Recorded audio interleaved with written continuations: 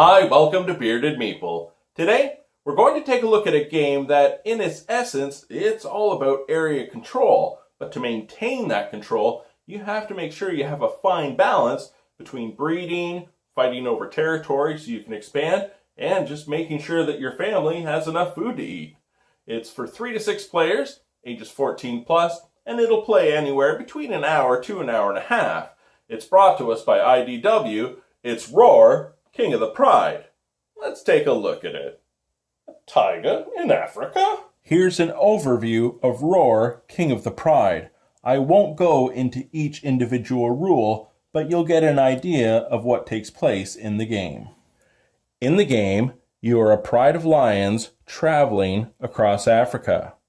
We have a deck of objective cards with which you'll earn points, mainly by traveling into a new territory. But there are also other ways to earn points as well. We have double-sided scorecards that you will use based on the number of players. We have a cub die, and we also have tribal huts. These will be placed in territories and make it more difficult to travel to a new location. In the game, there are 6 different prides. Players will receive lion and lioness meeples. We have tokens for babies that will mature to cubs and in turn mature to meeples. We have food tokens and bonus tokens. Each player will receive a player aid. Their pride has a certain ancestral strength to begin with, also a set amount of food, and each pride has a unique ability. It will also tell you regions where you'll start the game, a turn order of round sequence, and different actions you can take in the game. Let's take it. Oh, I almost forgot. This is the first player token, but let's not use that. We'll use this. Let's take a look at setup and gameplay. Rawr.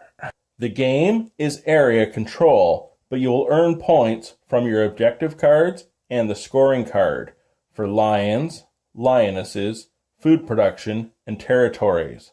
The game will last so many rounds. Depending on the number of players, there will be a set amount of huts in the game.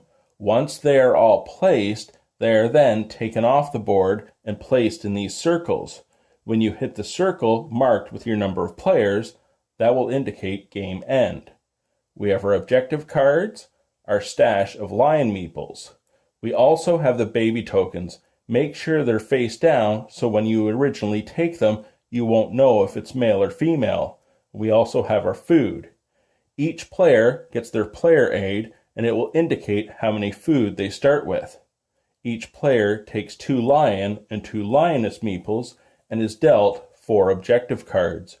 You may keep 1 to 4 of them, and you will gain additional ones during gameplay, but any card not completed will cost you points. You will take turns placing your meeples on the board in your set regions, and you're ready to begin.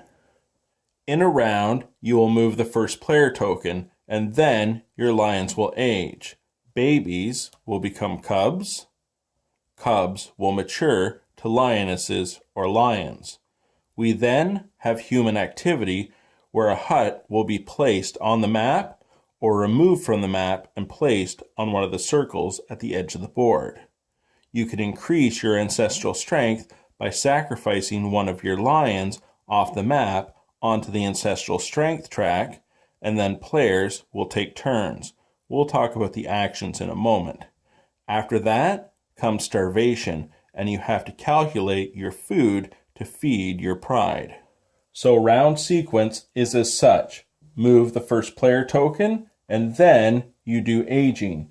Babies will flip into cubs. Cubs will become mature animals. Be careful though, because an individual pride can only have 2 lions and 7 lionesses. If your pride is too big, it will immediately expand into other territories. After that, we have human activity. The last player that round will place a tribal hut. Then you can increase your ancestral strength. You may sacrifice one of your male lions to the track to increase your strength.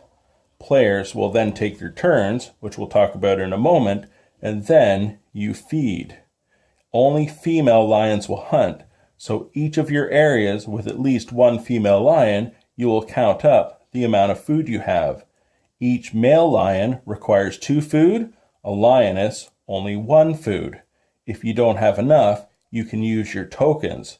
If you don't have enough food then, someone's going to starve, and you don't have to feed babies or cubs. Let's take a look at the different player actions. When it comes to players' actions on their turn, they have a number of options. One thing you can do is obtain new cards. You can also sneak past humans at a cost of a lion, or a weaker pride can sneak past a stronger pride. You can also move a pride up to 2 territories. However, babies and cubs will stay where they are.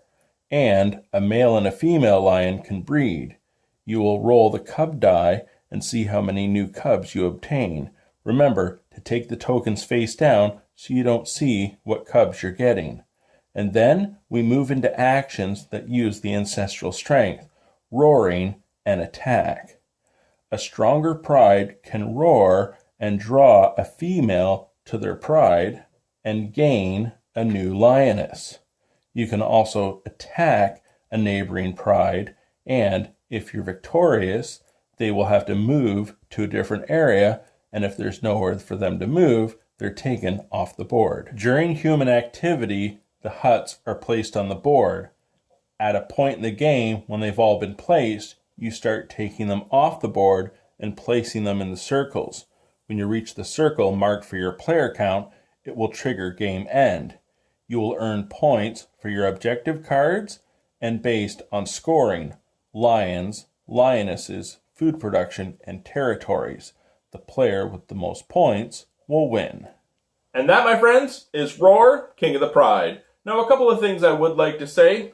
First player lion token, not included. That was my own little touch.